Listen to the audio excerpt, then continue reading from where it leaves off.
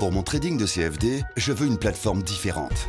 Des graphiques personnalisables, une exécution rapide, des spreads serrés, avec un acteur reconnu présent en France. Trader différemment avec CMC Markets.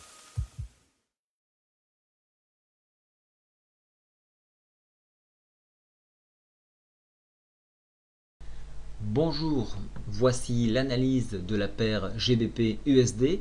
Donc nous allons le faire en live à 14h02. Alors ici, donc, ce qui doit vous sauter aux yeux, c'est le croisement de la moyenne mobile 10 sur la 20 qui a une connotation négative. Donc ici on est en cours d'hésitation. On va essayer de voir si ce mouvement va donner un signal plus marqué à la baisse. Ici, la MACD est plutôt orientée à la baisse et le stochastique également. Donc tout semble se diriger vers la baisse. On va essayer de travailler en profondeur, voir un petit peu si on peut détecter des éventuels points de rebond. Alors première chose, je vais tracer une fourchette d'Andrews. Vous savez que j'aime beaucoup cette option là. Je vais également appliquer un code couleur comme à chaque fois. Je le mets en rose ici. Je vais essayer de détecter toute cette hauteur de façon à tracer un retracement Fibo.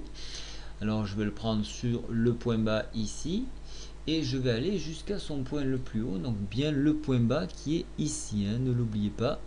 Il faut partir d'un point bas vers un point haut, ou alors d'un point haut vers un point bas.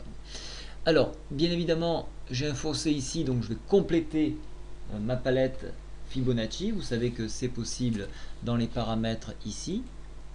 Je clique sur ma roue dentée et donc je vais rajouter 78.6. Je vais effacer le 200 qui ne me sert pas.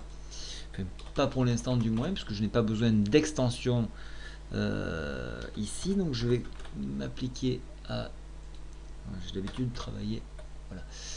Et on va décaler ici. Je vais également enlever celui-là. Et je vais plutôt mettre le 88.6. Voilà, donc ce sont d'autres fibos. Et je vais voir un petit peu s'ils sont pertinents. Alors maintenant, je reviens à un zoom ici. Vous voyez qu'ici, il y a le 0,88.6. Donc effectivement, il a quand même un intérêt.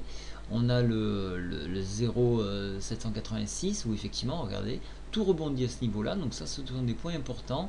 J'aime bien les exploiter. Je m'en sers également lorsque je trace des harmoniques patterns, pour ceux qui connaissent. Alors, donc ici, alors voilà, en cassure donc de la fourchette d'Andrews à 1,70, on peut envisager un retour plus marqué sur 1,6923. Voilà, 1,6923. Voilà, déjà on a un petit point de repère à la baisse.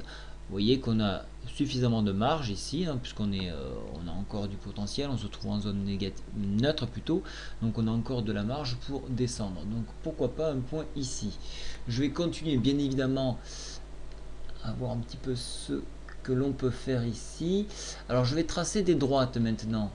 Les droites vous permettent de mieux visualiser un graphique. Voilà pourquoi je vais en tracer un. J'en mets une ici. Je vais épaissir un petit peu mon trait. Voilà, on voit des barrages à la hausse sur ces niveaux. Donc on pourra se servir de ce prolongement en cas de rebond pour voir un petit peu les potentiels de hausse. Je vais également me servir bien évidemment de la partie basse pour tracer une droite. Voilà. Ça vous permet de canaliser votre cours. Voilà, donc un petit peu mon cours. Alors là, ça c'est très intéressant. Vous voyez que cette partie basse chevauche sur ce point-là. Donc le retracement Fibonacci, donc à 1,6925. Donc ça c'est un fort point pour un éventuel rebond. Donc en cas de repli et cassure de la fourchette d'Andrews, on pourrait venir chercher ici un point pour rebondir. Ça c'est une chose. Cependant, si toutefois nous dépassons à l'heure qu'il est les 1,7113, à ce moment-là, on pourrait envisager un retour sur ce retracement Fibo ici, qui se trouve à 1,7189 et par extension, chercher pourquoi pas le haut de la Bollinger ici à 1,7218 qui correspond, et vous le voyez, au haut à un barrage à la hausse. Donc vous avez deux point intéressant à exploiter, ce point-là pour un short, parce que nous arrivons en saturation, ce point-là pour jouer un long, et donc un rebond des cours. En attendant, vu qu'on est déjà en phase d'amorce, on a déjà joué la baisse sur ce point-là, il est préférable d'attendre une des deux bornes pour travailler les cours.